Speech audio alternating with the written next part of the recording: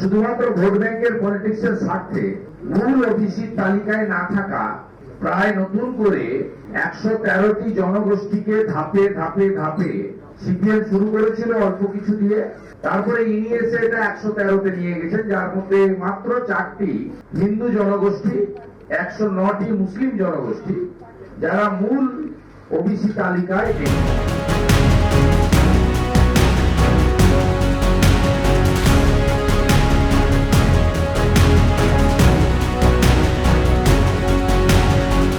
শুধুমাত্র ভোট ব্যাংকের স্বার্থে মূল ওবিসিদের বঞ্চিত করা হয়েছে।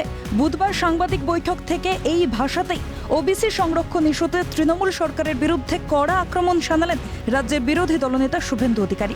তিনি জানান, গত বছর লোকসভা ভোট চলাকালীন কলকাতা হাইকোর্ট প্রায় 10 লক্ষ ওবিসির সার্টিফিকেট বাতিল বলে ঘোষণা করে।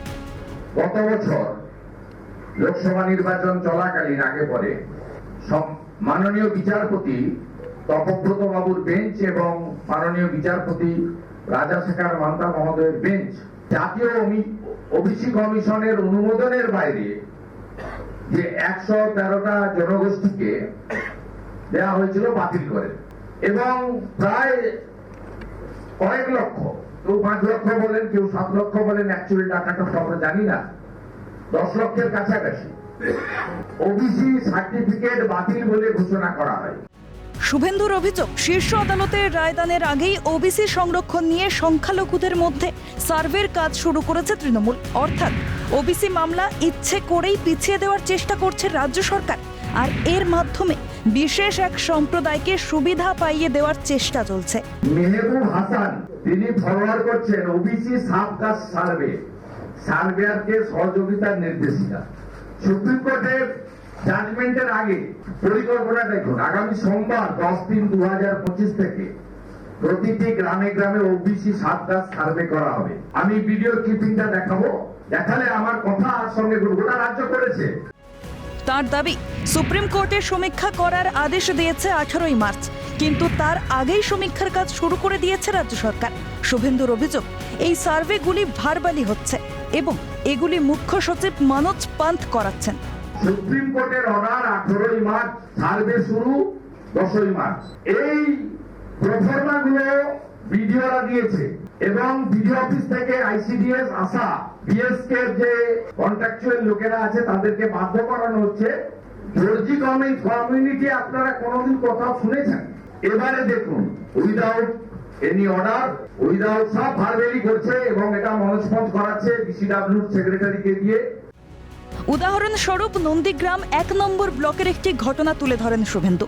তার দাবি, নন্দীগ্রামের বিজেপি সভাপতি শ্যামল সাউ সেখানকার বিডিওকে অন ক্যামেরা চার্জ করেছিলেন। শুভেন্দুর কথায় বিডিও স্বীকার করেন তিনি দপ্তরের নির্দেশে কাজ করছেন, কোনো অর্ডার কপি নেই। অর্থাৎ আদালতকে বুড়ো আঙুল দেখিয়ে নতুন সমীক্ষা করা হচ্ছে অভিযোগ শুভেন্দুর। হঠাৎ করে আজকের যে সার্ভে শুরু হচ্ছে, আবার কেবলমাত্র একটা সম্প্রদায়ের লোকেদের খোঁজ খবর নেওয়ার জন্য সার্ভে হচ্ছে। এটা কি কারণে হচ্ছে? যদি আপনার কাছে লিখিত কিছু অর্ডার থাকে আপনি সার্ভে করুন, নাহলে সার্ভেটাকে বন্ধ রাখুন। দেখুন, আমার কাছে লিখিত কোনো অর্ডার নেই। এটা ডিডব্লিউ অফিস থেকে আমাকে মৌখিক নির্দেশ দিয়েছে যে ওবিসি সার্ভে করার জন্য, সেই অনুযায়ী আমরা সার্ভে করাচ্ছি। তিনি যখন ওখানকার ভিডিওকে চার্জ করেন, চ্যালেঞ্জ করেন অন ক্যামেরা, তখন ভিডিও স্বীকার করেন যে আমি বিসিডব্লিউ দপ্তরের নির্দেশে কাজ করছে, আমার কাছে কোনো অর্ডার কপি নেই।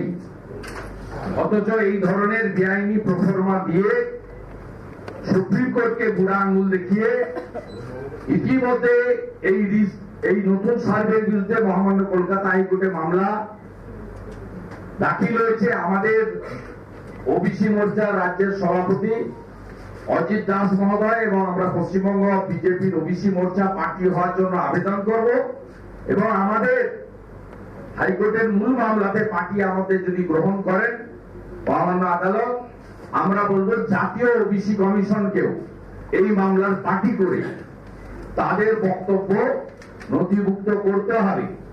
রামনবমীর পর এই ইস্যুতে কলকাতায় হিন্দু ওবিসিদের বাঁচাও কর্মসূচি নেব ঘোষণা রাজ্য বিরোধী দলনেতার। আমাদের মূল প্লি থাকবে জাতীয় ওবিসি কমিশনকে মামলার পার্টি করা হোক, গভর্নমেন্ট অফ ইন্ডিয়াকে ওই মামলায় পার্টি করা হোক, এটাই হবে আমাদের মূল বিষয়।